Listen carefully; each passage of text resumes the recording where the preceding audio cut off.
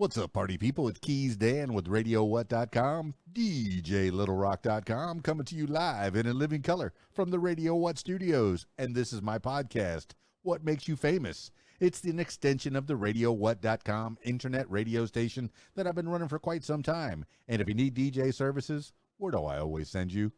DJLittleRock.com. One more time. DJLittleRock.com. Check availability and get a free price quote, and maybe you can have me at your next event. You know I like to party with the people. The people need to be entertained. Are you not entertained? Let me entertain you. Make your next thing a big one. Speaking of entertainment, today on the program, I have Michelle Leigh. Oh, you've heard that name. Oh, you may have heard some of the music. Well, we're going to dig into a little bit more about who Michelle Leigh is, so stick around.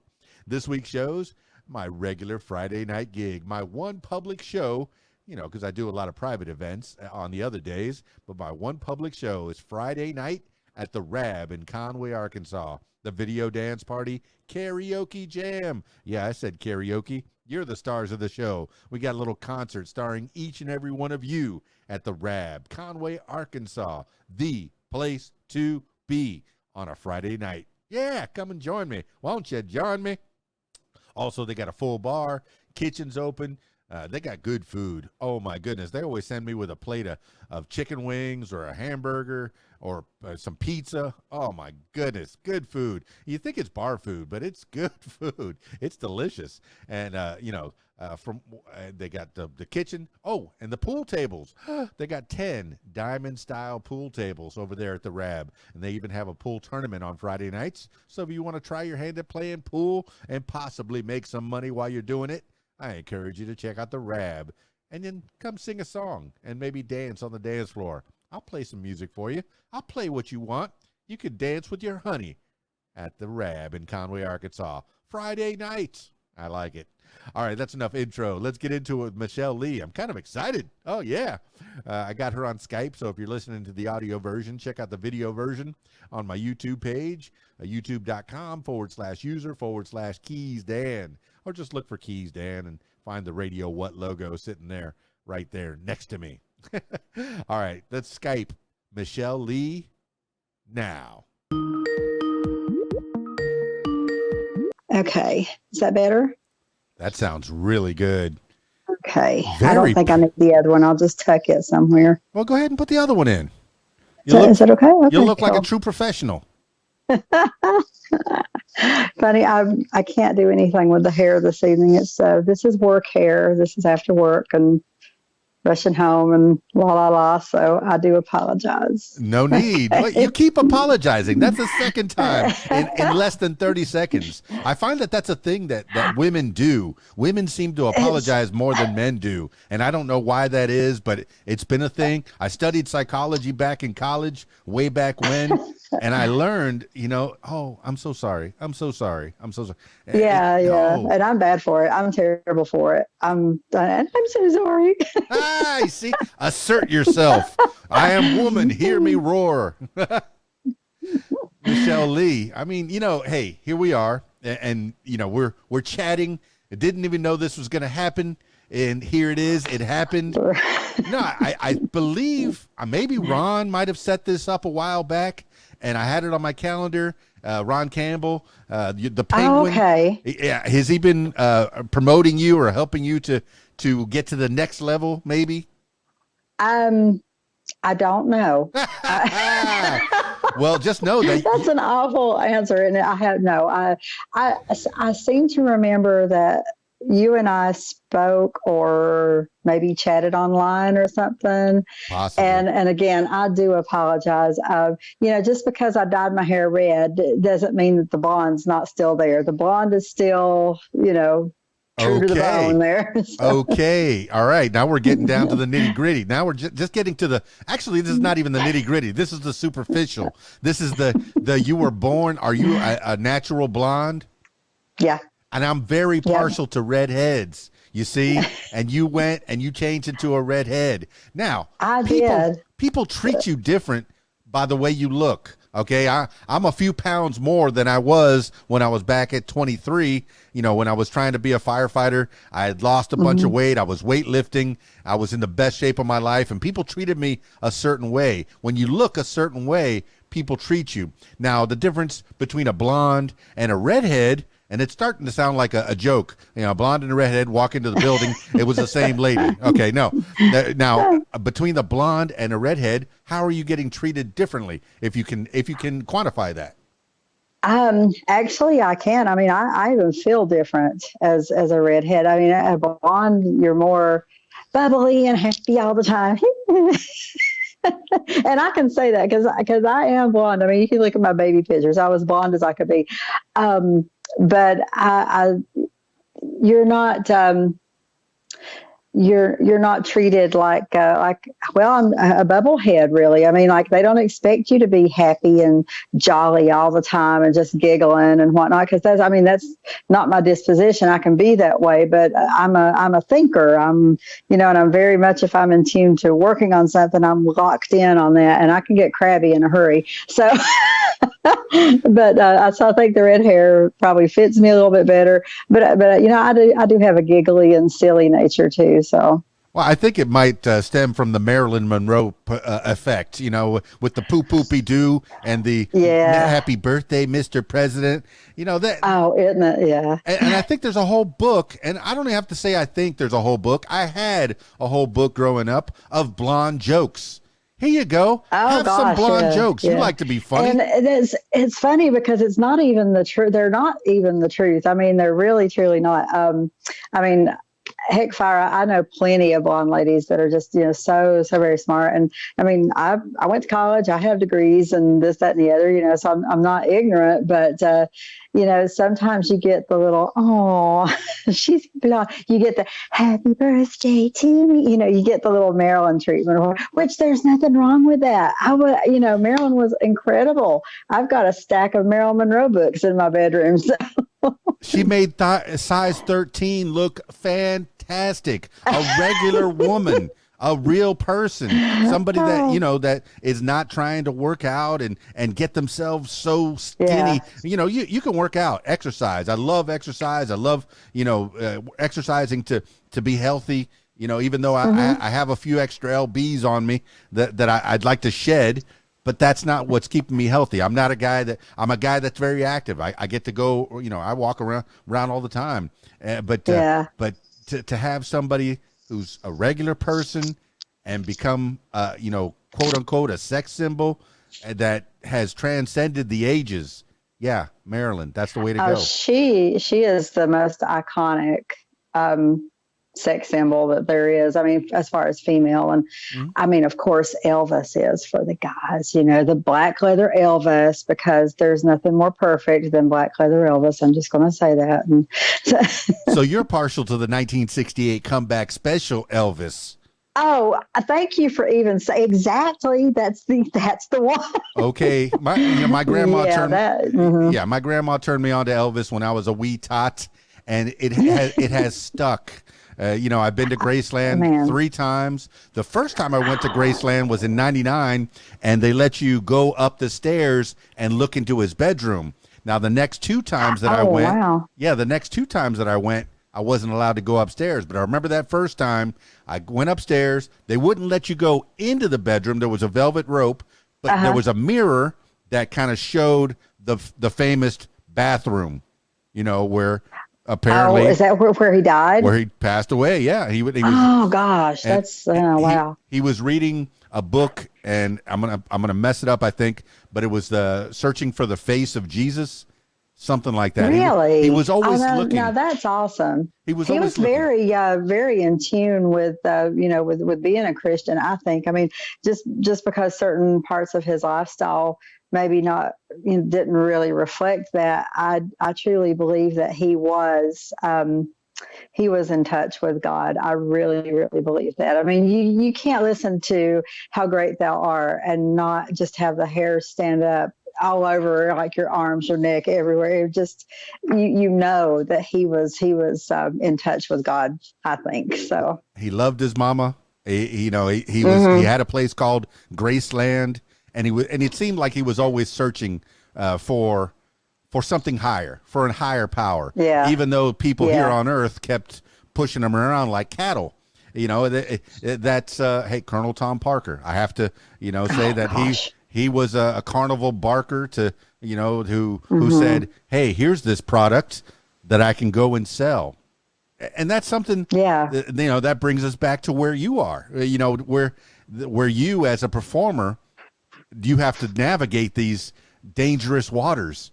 I know, looking at your YouTube, you've been at least doing this since 2011, and we can get to where you started. A while. Yeah, where you started, where you're from, all that, and where you are, and then where you're heading. That's really where I want this podcast to end up, and to find out more about you.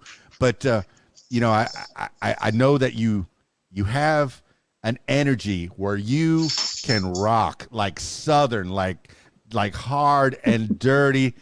Just some good Southern rock music. I liken it, Leonard Skinner. That's the first thing that pops in your head. Skinner. That kind of thing. Maybe some ZZ Top thrown in there. Just get down and dirty. But you do have a softer side. But I want to get into Don't tell people. What do you mean putting that out there for the whole public? I'm going to get you. It's already out there. I looked on your YouTube, and I don't do a lot of research when I do these things. I like to have them fresh. I like this to be kind of a getting to know you, like you were meeting a friend for the first time. Maybe for dinner, for coffee, and getting to know someone. So Michelle Leigh, I want to get to know you. Where did little Michelle Leigh start out? How did this train, get on the tracks? Oh gosh. Well, when I remember, back when I was 3 or 4 years old, I loved to sing in the hairbrush, of course. I had this little green plastic hairbrush. It came with a little green plastic jewelry box with a little silver inlay on the top. And that was my microphone. And I remember singing, my grandmother had this, I guess they were transistor radios back in the day.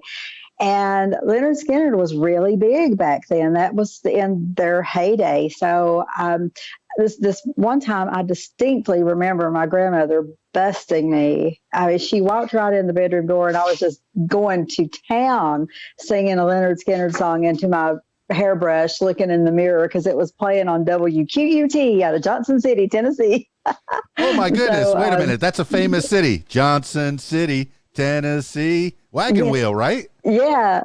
And is that where you're from? Wagon Wheel and modern day Bonnie and Clyde. You got it right. See, I love it. No, is that where you're from, Johnson City, Tennessee, or where you're from? I'm actually from the North Carolina side of Johnson City, Tennessee. And I'm so sorry the phone keeps shaking. My cats keep jumping up and down off the table here, and I probably should move. No. So I apologize for that. Look at you. Don't apologize. Never apologize. Never say you're sorry. Everything's good. No, everything's fine. And it's all new. It's natural. I swore to my family just out there in the other room. I swore to them that I would never have a cat. I would never have a dog. Guess what? We got a cat. We got a little orange.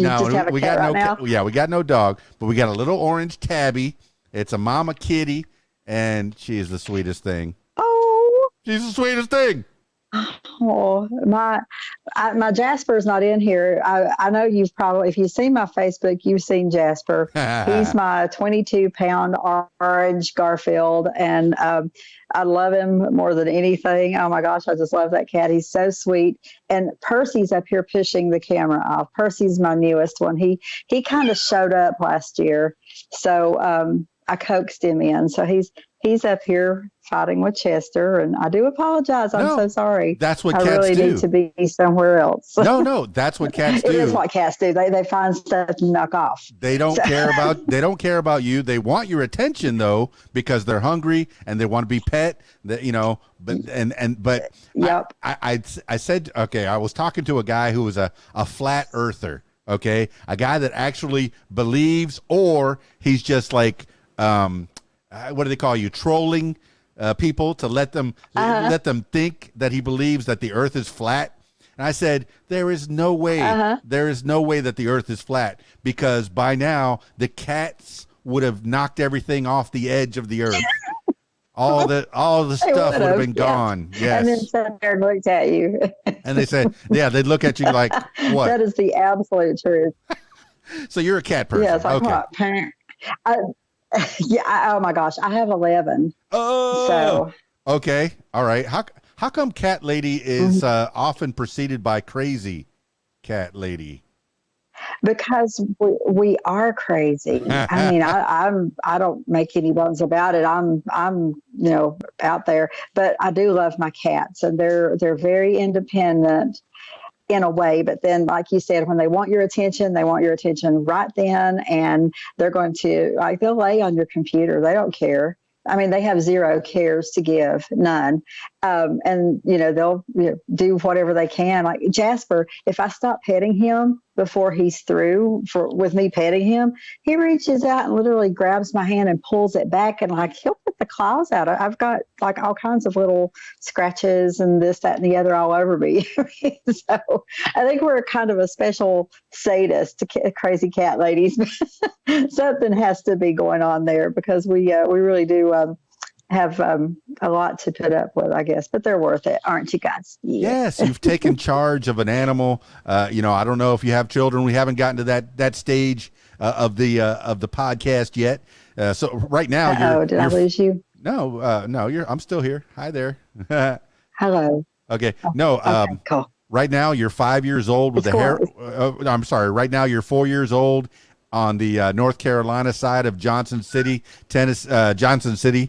And you're singing into a hairbrush, a Leonard Skinner song. I'm not sure which song it is. Singing into a hairbrush. If you remember what it was. Give me 3 steps. It was Give Me 3 Steps. That is where it starts. Yep. Linda Lou. Oh, my goodness. Yep. And I was just going to town. So, that was, and then, I was kind of diverse, I guess, if you want to call it that, because I remember singing with my aunt and her little Fiat, the Johnny Paycheck song, friend, don't take her, she's all I got. Oh. Except I would say Fred. I didn't know they were saying friend. I would say Fred, don't take her, she's all I got.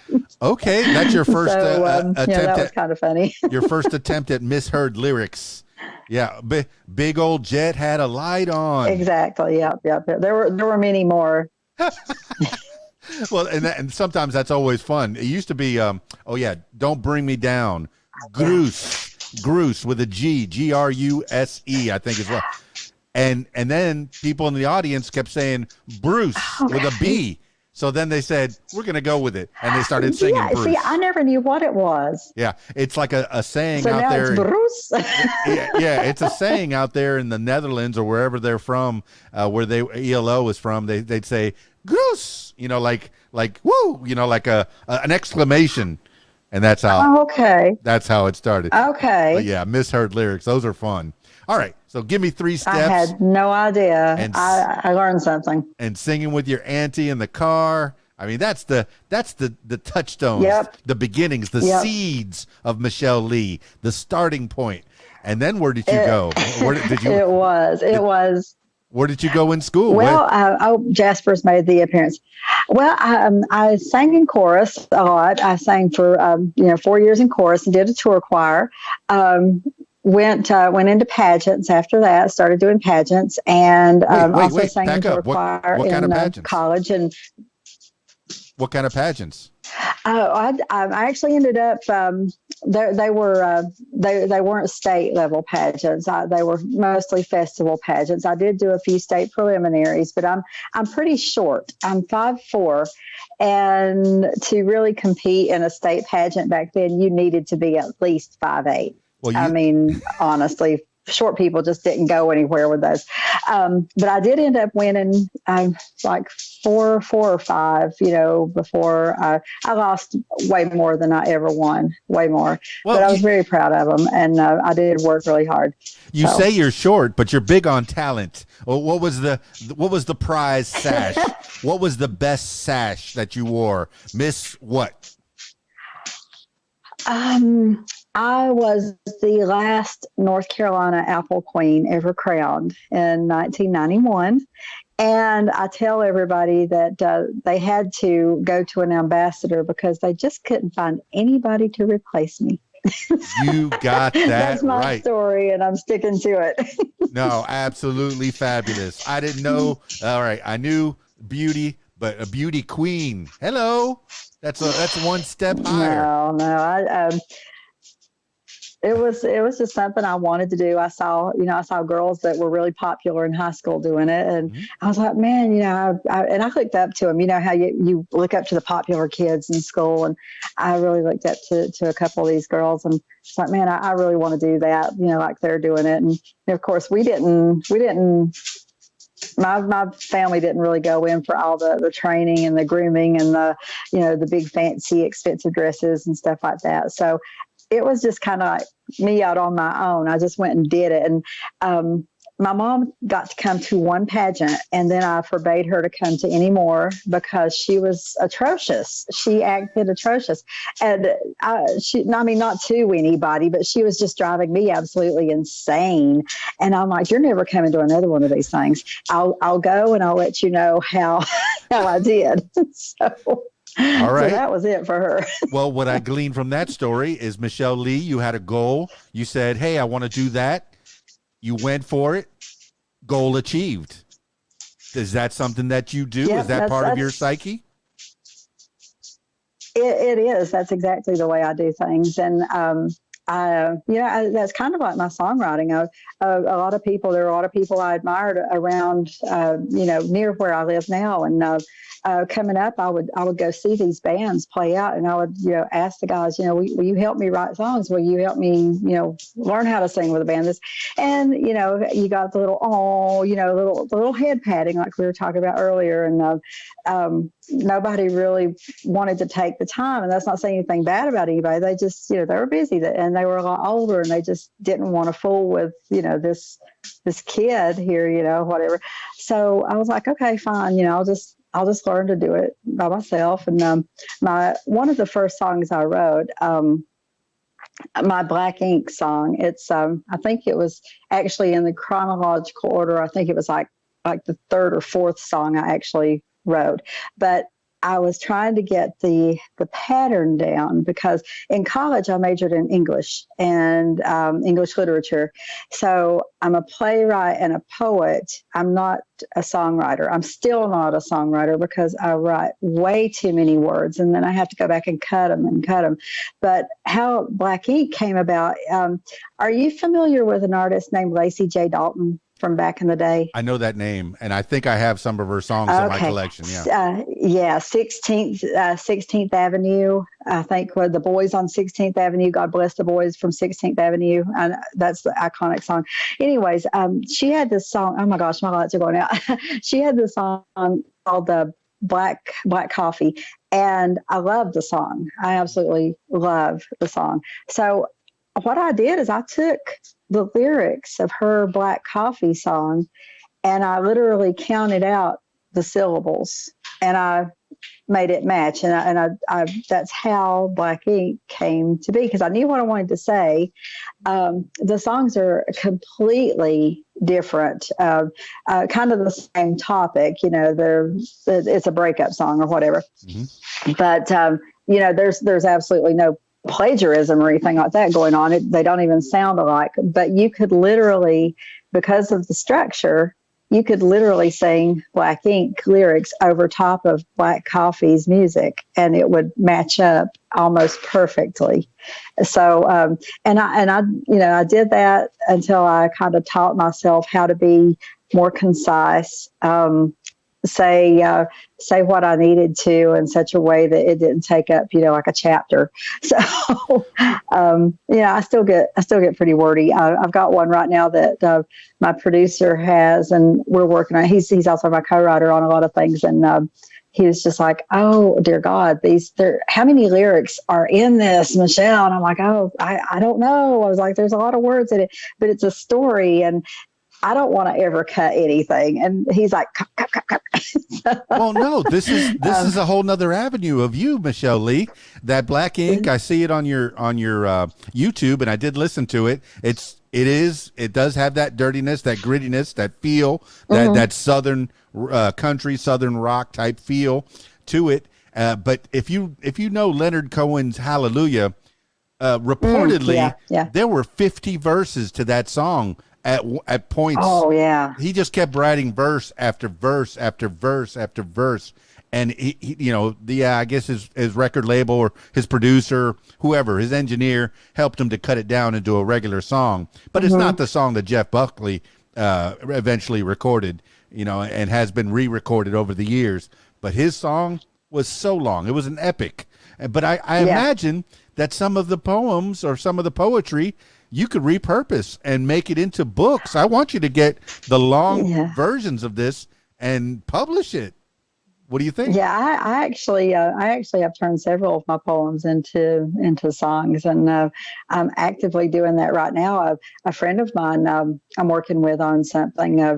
His name is Jack Muscari. He's co-written with me on a couple things, but he's working on a poem that I actually wrote. Golly, I think back in 1998, called "Tobacco Road," and it's very autobiographical because I did grow up on a tobacco farm with my cousin Tanya, and I can't wait to hear what he's going to do with that. So, and not a lot of my songs are, autobiographical to the point that this one's going to be, but so it'll be different. It'll be different, hearing something like that, a poem that I had just written on a whim way back when, and literally stuck in a box. It's been in a box for years and years, and drug it out the other day just by happenstance. I ran across it, and I'm like, oh man, look at this. So we'll see what happens with it. Michelle Leigh, I listened to the songs that you've been singing, and it feels to me like you put so much into it, so much heart. I feel that you feel those songs. You're saying that some of those songs are works of fiction. Some of them are just stories. But this one, well, like Bloodwater, for instance. Bloodwater, I have no idea where the storyline came from on that one. I know how it started. I was at an open mic, and I heard this beautiful chick up there. She's redheaded, Anna Klein. We've since we became friends that night, but she sang this awesome song, and I was thinking, man, I wish I'd thought of that title. And she comes off the stage, and I go tell her that. I was like, that was a great song, man. I wish I had thought of that title. And she says, what, Floodwaters? And I'm like, no. I thought you were saying Bloodwater. And she's like, no, I was saying Floodwaters. I was like, okay, well, Bloodwater's mine. And so that night I literally sat down, and I spent the whole night pretty much working on the song. Came out in like 15 minutes, but then, like polishing it up and honing it down and everything, that took the rest of the night. And my drummer at the time, I remember texting it to him at 5:00 that morning and saying, you got to read this. And he was like, okay, I can't believe you woke me up, but I will read it. And he was like, holy crap, So very strong content, but it is one of my very favorite songs, and it is my absolute favorite video to date. So that is an amazing song process where you start with a title and you work your way backwards. I mean, a lot of people write the story and then it gets named later. That's working backwards, where you had an idea and how many words come out of that idea. That's fantastic. That's a superpower you have. It's a long song. It's 6 minutes long, but and that's the way it happens with a lot of my songs. I have just like the hook, just the idea, or the title. There's The River, another one that Jack and I are working on right now, and it just starts from that, and I just kind of let my imagination run wild with it, and there it is. So. Well, I've worked at a lot of classic rock stations and some southern country stations, and the long songs, the 6-minute songs, I appreciated those because that gave me a chance to take a break, but also, you also get more of a story where you have record companies that want you to cut them down to 3 minutes, 2 minutes, 3-minute songs. And what if Bohemian Rhapsody, Queen's. I know. Freddie Mercury would have succumbed, and to all the people that were telling him, oh, it's a 6-minute song, and there's these piano parts that have no notes. Mm-hmm. It's just piano by itself. Oh, this will never work. One of the greatest songs of the last 25 years, or at the time. Oh, absolutely. And which 3 minutes would you pick? Exactly. Which 3 would you pick to keep? I mean, it's all brilliance from the first note, and he was phenomenal. You still talk about them like they're still alive and with you, because they are, with their music and everything. But man, what an artist! What an incredible singer! Just absolutely incredible. I mean, I watched that biopic and I went, oh, look at that. He was my childhood. I had 13 of their albums, actual record albums, overplayed them over and over and learned every song, different types of music, just like you, to where you are not stuck in one genre, in one type of music. You can be down and dirty, but you can also be soft. And I'm saying it again, because she could do anything, because you have a sultry voice. You have, you're creating a persona with the red hair, with the blonde hair, with you dress for the occasion. When you go to a Michelle Leigh show, you're getting a show. You're not showing up in shorts and a T-shirt and saying, all right, where do you want me? What do you want me to sing? No, we even have outfit changes. So. And I like that. I mean, I really, that's part of the fun for me is, dressing up and throwing the heels on, or, whatever ridiculous thing I want to wear that night. And as an entertainer, you can get away with a lot of stuff that other people can't wear to the office. So, well, part of that came from the pageantry. Part of that came from the chorus, being in the working chorus. And I'm guessing this is all through high school. And did you go into college singing songs as well? I did. I was in a tour choir and Rhapsody in Blue in college.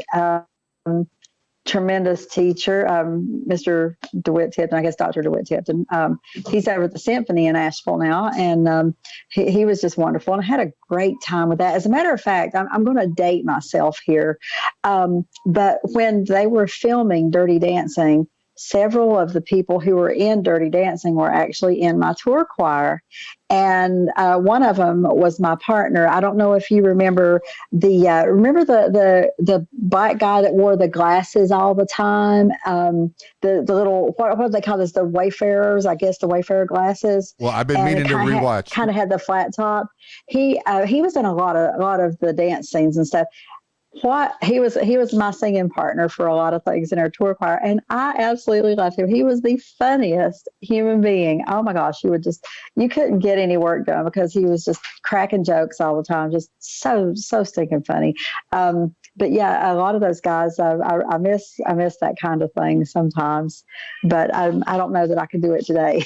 Oh, I love that movie, and I think I'm rattling it off the top of my head. 1987. See, I'm class of '86, so I'm 53 years old. Before I turned 50. It might have been a little later than that. Okay. Because I was in college and I graduated in '87, high school. So. High school '87? Yeah. Before I turned 50, I was a little shy about telling my age and worried about it. But then I turned 50, and all of a sudden I'm Sally O'Malley. I'm 50. I can kick and stretch and kick. Oh my gosh. I can 50. Kick. I'm 50 and I can kick. I remember that. That was so I'm going to start doing that. I'm going to start doing that on my live broadcast because, girls get a hard time. Don't tell how old you are. Blah, blah. Well, you know what? People are going to figure it out. It's not like I don't have any of my high school friends on my social media or anything. If I started going around, okay, well, yes, I'm 40s, whatever, they're going to be like, BS. We know how old you are. And so, Michelle Leigh, why tell a story? It'll always catch up with you. You have no shelf life. You just get age better with wine, and your skills become better. I look at the Stones. I can't believe the Stones are still doing it after all these years. Fred and Barney. They're amazing. Yeah. You thought I was talking about the other Stones. I did. No, but oh my goodness, Mick and the boys have been going and going. Hey, the Beatles. In the world. Yeah, the Beatles have their thing, but they did everything in less than 10 years. The Stones just kept on going. How do you see yourself with that staying power? What an amazing career to have that, to where you can go Well, until you just can't go no more. What do you want? I I I wish I'd like to be around that long, but man, sometimes it's like, how in the world did they do it? How in the world? But you have to look at the fact how successful they are. And okay, I got to just tell you this. What I keep looking at is my husband just popped in a minute ago and made himself his dinner. Left the rotisserie chicken sitting on the end of the bar, and my cat Joseph just attacked the rotisserie chicken. So now he has the chicken in the floor eating rotisserie chicken. So Cat's there you gonna have it. cat wants rotisserie chicken. Guess what the cat's gonna have? Rotisserie chicken. Rotisserie chicken. But yeah, I mean, getting back on topic, I'm so sorry, but I'd love to have that kind of staying power. But the last couple 3 or 4 months, I guess I've been in a little bit of a funk. I feel like I can't get anything done in time, and I keep saying, I want to take some time off, just kind of rest my brain and not rush. The last couple of years, I've rushed a lot of things just to make deadlines, and I don't want to rush. I want to make. This was the conversation I had with my producer. Gosh, not even 4 or 5 days ago. It's like I want to make good music. I don't want to try to rush to get it submitted to this or that or the other, because I've done that, and I've always felt like I've shortchanged the song. And even though last year I was so fortunate to win Album of the Year at the Josie Music Awards, and that blew me away. That blew me away because I was sitting there thinking, man, I feel like I patchworked everything together because it was so quick and almost disjointed the way things had to happen.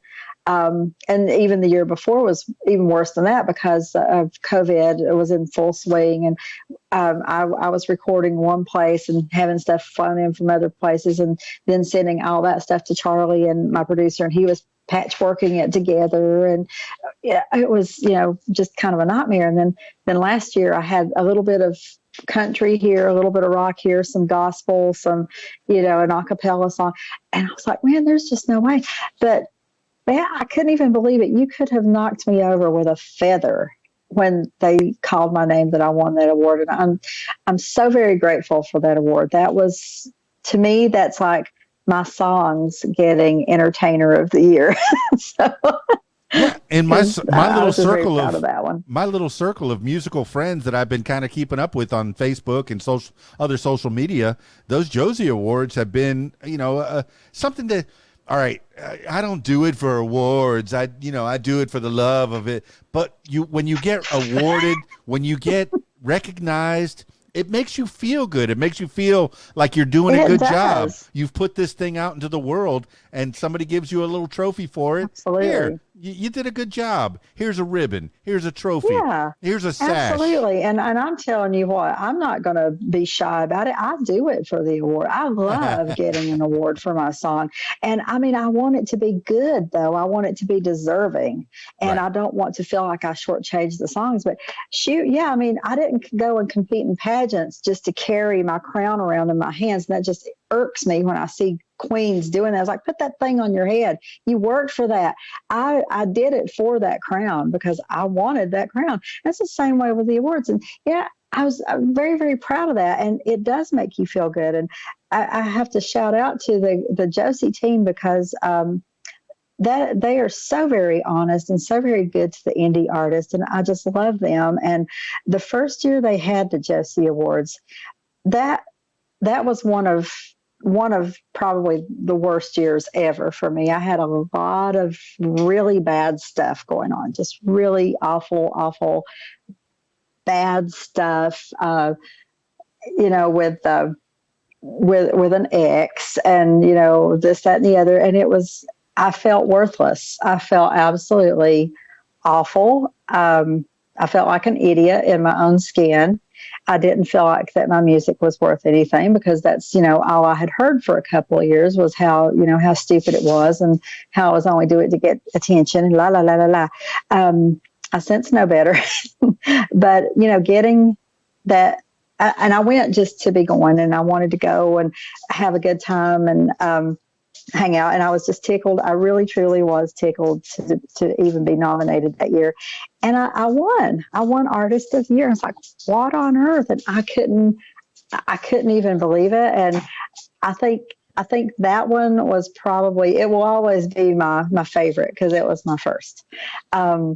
So yeah, it's good to participate in honest, upstanding award shows because it will make you feel better, and your hard work is rewarded, and I think that's good for you to have your work rewarded like that. Well, it sounds like you've shed at least part of your persona. You took the blonde little girl who kept getting pat on the head, and now she's a fiery redhead, and you're going forward. But let's go back a little bit. Your parents, they didn't really support the beauty queen so much.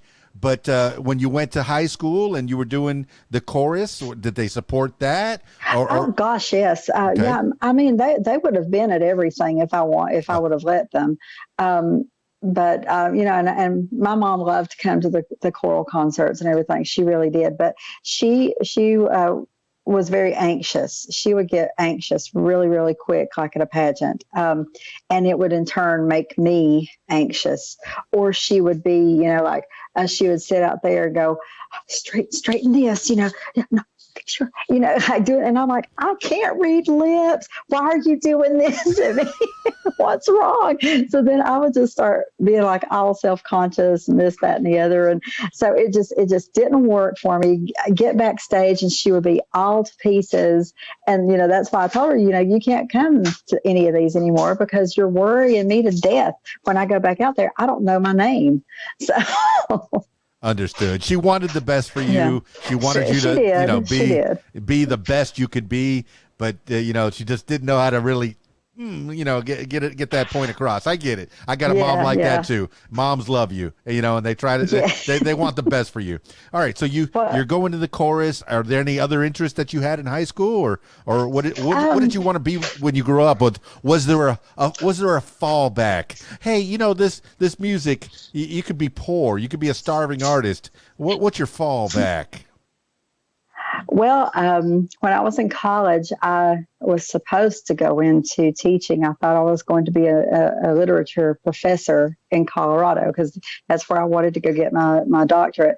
But that I didn't do that. And they put me, I mean, anything you go into, at least back in the day, you had to go through certain education courses.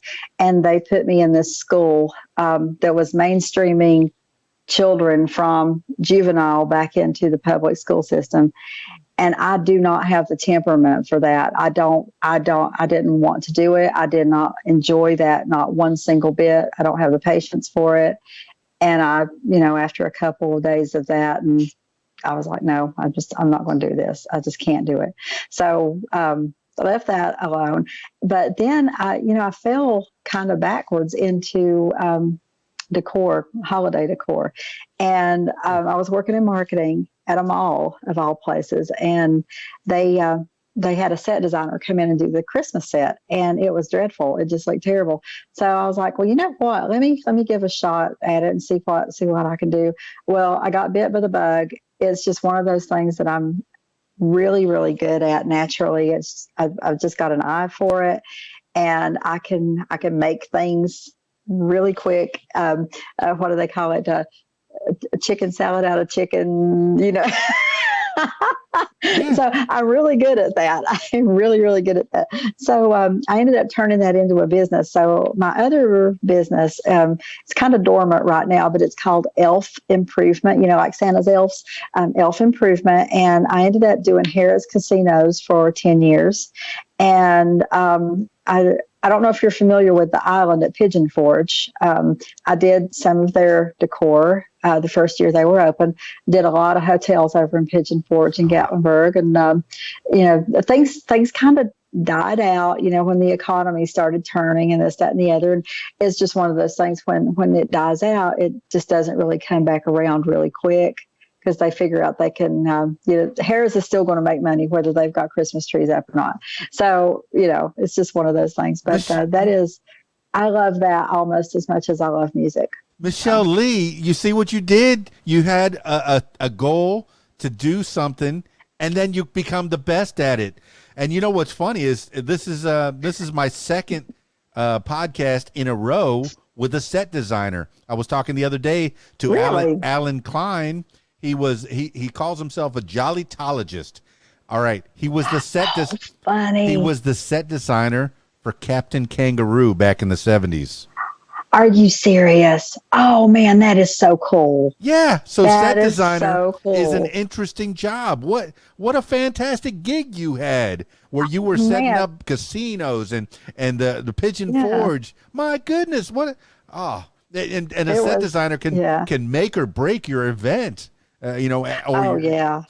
And I love it. I love and I especially love holidays. So anything Christmassy, I love that more than anything. But yeah, I mean, I'll get back in the saddle with that music's been pretty consuming over the last few years. So Yeah. I've not really had a lot of time to put into anything other than the music. So Hey, that's not a bad position to be in, okay? No.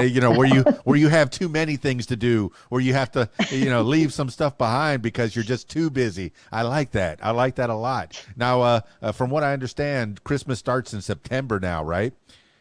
oh gosh, if you're a designer, it's already started. So yeah, it's the truth. All right, It's the all truth. right. The first day of spring, and you're already thinking Christmas. I Yeah. get it. Okay. Well, that's Come on, cool. we got to order. Come on. Oh, okay. All right. So that's still on the back burner. What's the name of that company? Is it can you find it on your website, on your webpage? Yeah, it's ELF improvement, just one improvement.com. The easiest thing to do is find it on Facebook. It's right there, the little elf improvement on Facebook, and you can see some of the stuff I did. And I love taking little Christmas decorations and making a scene with it, making like a whole, this one shopping center, I did these little elves, and it was a bakery, and they were climbing the Christmas tree, and they were hanging the little homemade ornaments on the Christmas tree. And then one section, they were rolling out the cookie dough and all this stuff. And another section, they were coming back from the store. So the little Raggedy Ann and Andy, Raggedy Ann's driving the car, and Raggedy Andy is sitting in the side of the metal car. And he's got I put his little hands over his eyes because, they're in a snowbank. So just fun stuff like that. I love to have a lot of fun, just creating little scenes and interest in little, I guess in the movies, they call them Easter eggs, right? Yeah, you mentioned So you mentioned little things, hidden things. You mentioned things that are dear to my heart. Okay, when I was 7 years old, I tried out to be Raggedy Andy for a play, for an actual production at a theater. I didn't get it. But I'm sorry. In my 20s, I was the Kmart Santa down in the Florida Keys for 7 years in a row. That's awesome. And by the Cool. by the second, third, fourth year, I was remembering their names. So when the kids came through, hey, Jimmy, Oh, wow. hey, Timmy, hey, Janie, you knew my name. Yeah, just blowing them away. Oh my gosh, how Magic. cool is that? Magic. I love it. And yeah, That is so awesome. Just to be one of Santa's elves for a minute. That's right, kids. If you're listening in, I know. I was one of Santa's elves, and Santa's in the North Pole making toys for you right now. There. Okay. I think I've covered that one, right? You did. Nicely done. So you're setting up Santa's enchanted forest and stuff like that at the malls. That's what an amazing Yeah, we had a great time doing that. And the last one I did, we put Santa in a log cabin. So I actually had a cabin company come in and put up a facade of a log cabin with real logs and an actual front off of one of their cabins. And we put Santa there and had the deer in the background for the little scenes and whatnot. It was awesome. I love it. All right. Now, how does if anybody needs a designer? Yeah, absolutely. And how does this mix into your shows? Do you put up things in your shows, little No. knickknacks, flippity flops, pyrotechnics? No, just even judging by your videos, who designs the sets on your videos? Who's making your music videos?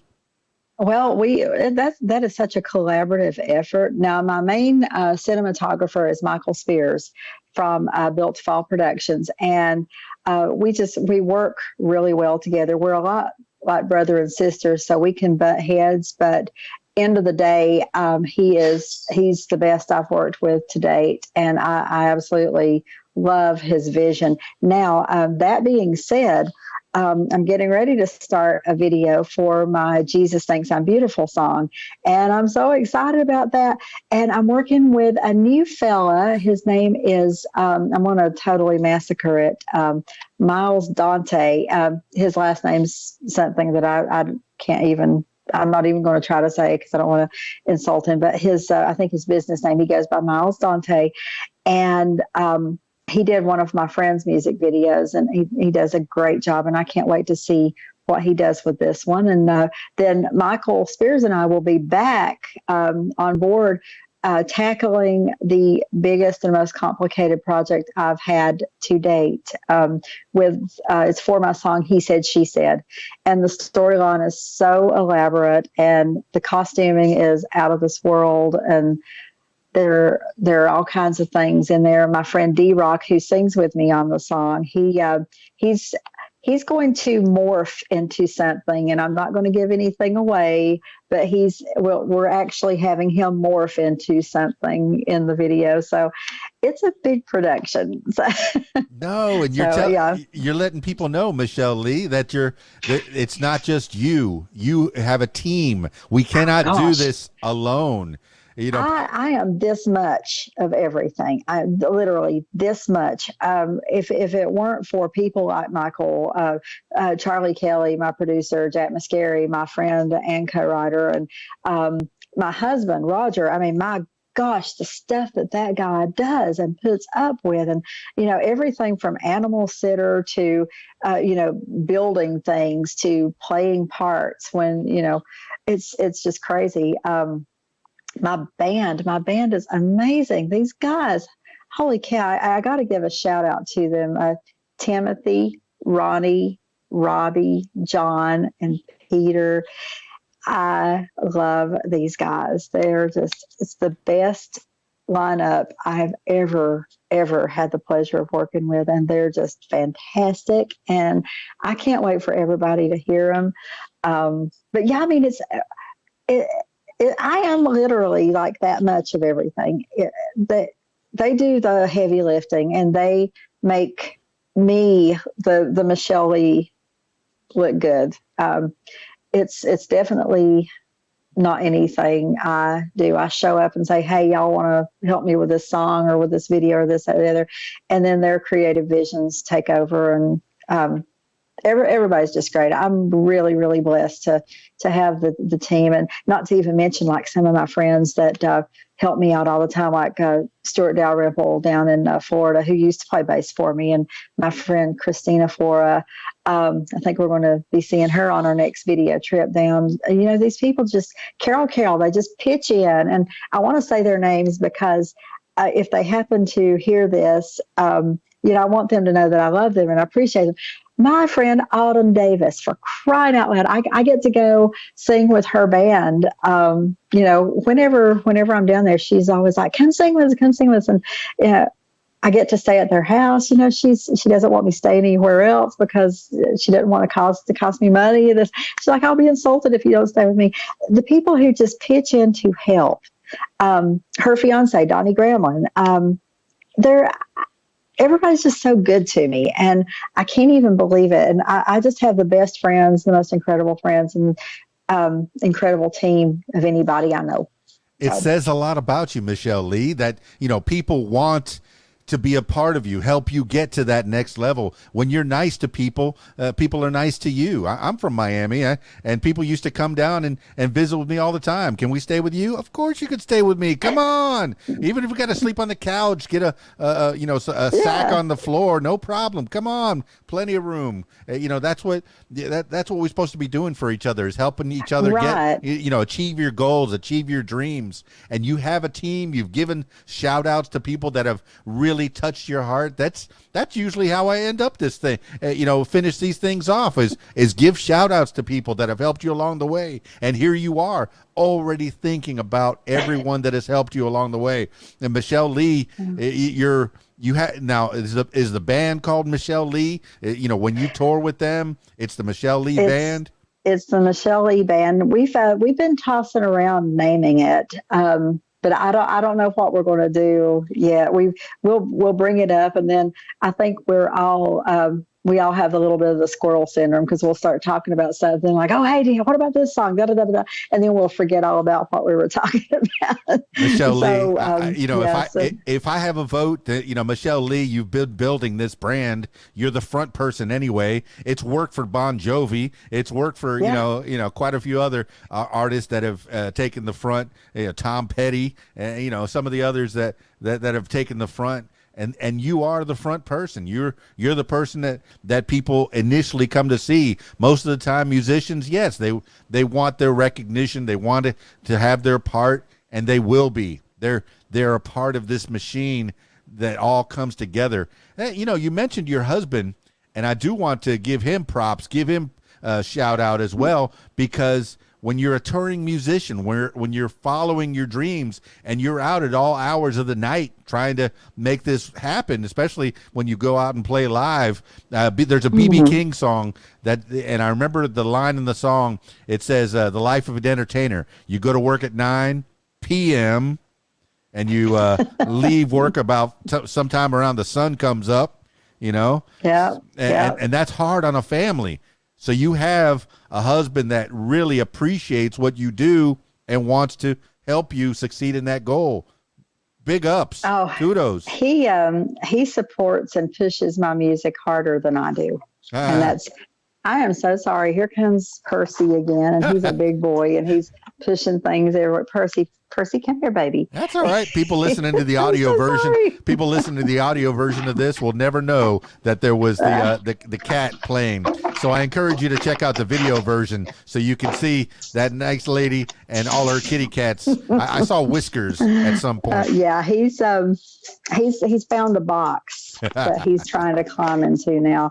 Oh, my goodness, that is so funny. Well, I apologize. I swear, if I get to do this with you next time, I will be in a quiet room and I won't have mayhem going on. Oh, I want all this. It adds flavor to the podcast. I like it. It's real life. It's part of Michelle Leigh's life. It's a little touch. I could have had you, playing your guitar or playing your music. But most of the time when I do these things, I want to know about you, how you became who you are. If people want to go and listen, they know how to get to you. In fact, as we're landing this plane, let's go ahead and do that. Tell people how to get a hold of Michelle Leigh and where you are now and where you're heading in the next few years. MichelleLeigh.com, and everything's there. All the social media buttons are right on the website. You can listen to the music. You can, if you want to download anything, you can purchase whatever you want to. You can do the whole album. I have three or four, three CDs and 2 EPs, getting ready to have the third EP coming out, which, by the way, you're the first person who will know the title. It's going to be called Feral. Like the feral cats. Go figure.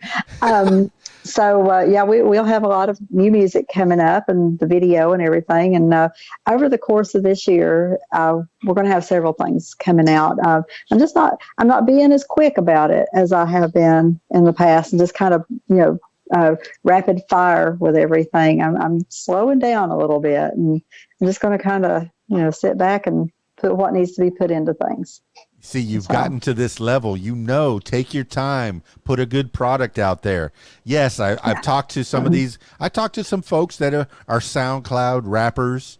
I've talked to guys that guys and girls that have started on YouTube playing a guitar or a piano. There's something to be said about that. Yeah, putting out content, to let people know who you are.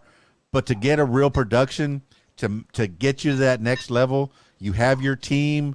The Michelle Leigh team has been formed. The brand is getting there.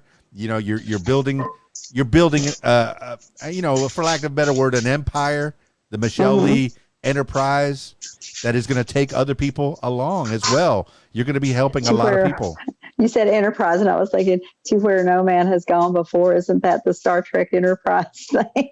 Well, yeah, I guess I'm Keys Dan Enterprises is my incorporated name. But yeah, it's so good to know you. I've been following you around on social media for a little while, and as we wind this thing down, any other shout outs? Because I mean, you must have named at least 20, 30 people on this thing. Shout outs, and then we'll do the last words for the people.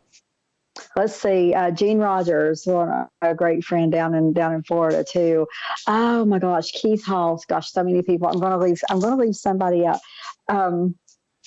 I mean, they know who they are, and I love them, and I'm so proud of them. And, especially like my friends, Autumn and Colby. I'm going to give a shout out to Colby and his band, Whiskey Heart. They played for me at the Josie Awards a couple of years ago, and I've never been so proud in my life when they called their names as winners last year. I was just like, Whiskey Heart, Whiskey Heart, Whiskey Heart. And they called Whiskey Heart, and I was like, I was having such fun with that, and I'm so proud of those guys. And I hope I get to do the same thing with Autumn and her band this year at the Josie's and whatever else. And of course, the people who helped me get my Grammy stuff going, Andrew Shervick, Lisa Coppola, Charlie Kelly, my producer, and people who just helped me with that. Anne-Marie Paserno, Sharon Leah, who is just precious. I love her. So that's good Lord, I have thanked the world, but they've all kicked in. I mean, when we want to find you playing live, are you mostly in the North Carolina area, or are you planning to tour across country or around the world? We're all over. We've got some dates coming up, starting out down in Florida actually, and then we go to Charleston. Then let's see. Then we're in Myrtle Beach. Then we're over in Tennessee, Spring City, Tennessee, and everything. If you go look on the website, you'll see the fan page button, and you click the fan page, and that's got all of our dates right there. And we're adding more.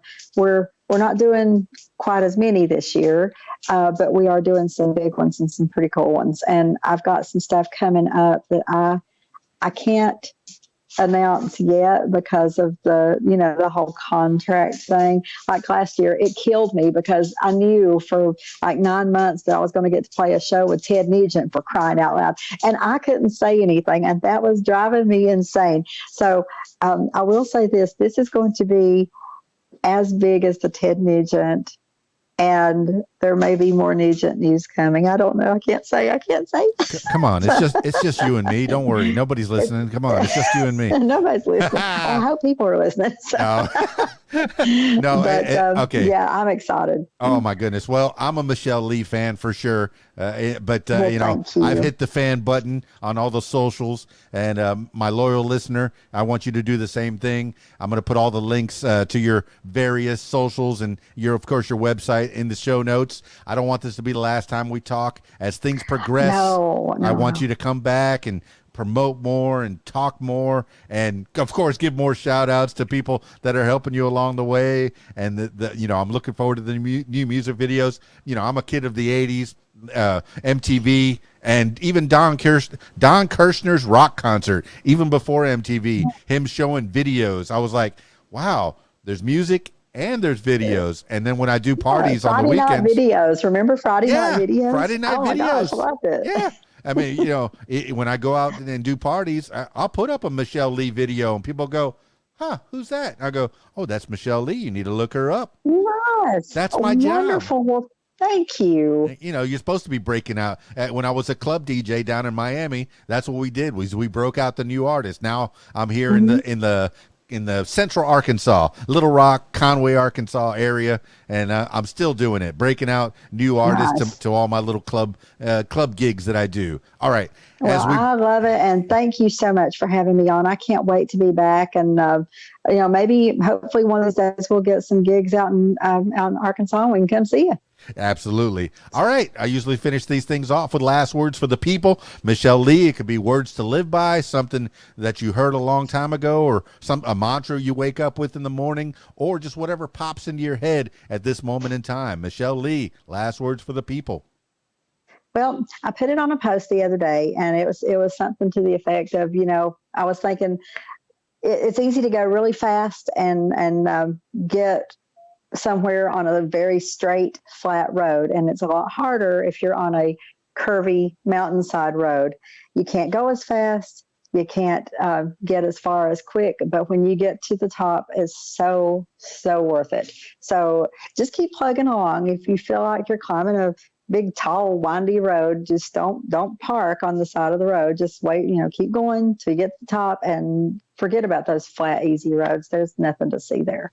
So tumbleweeds, just tumbleweeds. Well, there you have it, party people. What a nice lady. I knew it was going to be good. I knew it was going to be a good conversation. Judging by watching her on the social media, she's a nice lady. Oh my goodness. And she's talented, so talented. I encourage you to check out MichelleLeigh.com. It's so simple. That's the place to be. Michelle Leigh, Michelle, common spelling, Leigh.com. How easy is that?